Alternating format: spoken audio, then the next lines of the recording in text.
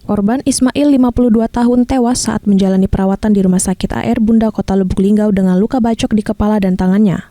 Pelaku pembacokan rekan korban sendiri bernama Rudi Hartono, 42 tahun. Peristiwa pembacokan terjadi di Kelurahan Bandung, ujung Kota Lubuk Linggau pada Selasa malam.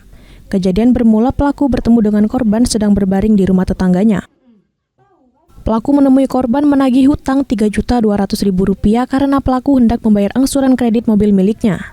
Namun korban belum bisa membayar dikarenakan tidak mempunyai uang.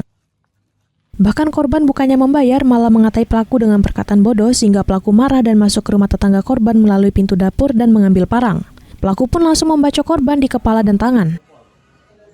Korban meninggal dunia saat menjalani perawatan di Rumah Sakit AR Bunda Kota Lubuk Linggau. Sedangkan tersangka Rudi Hartono berhasil diringkus polisi.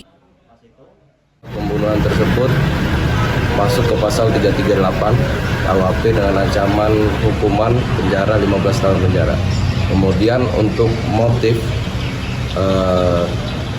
kejadian tersebut adalah utang piutang. Jadi antara korban dan tersangka itu terkait utang piutang permasalahan tersebut. Makanya terjadi kejadian tersebut. Tersangka diancam pasal 338 KUHP terancam hukuman 15 tahun penjara. Dari Lubuk Linggau, Sudirman iNews melaporkan.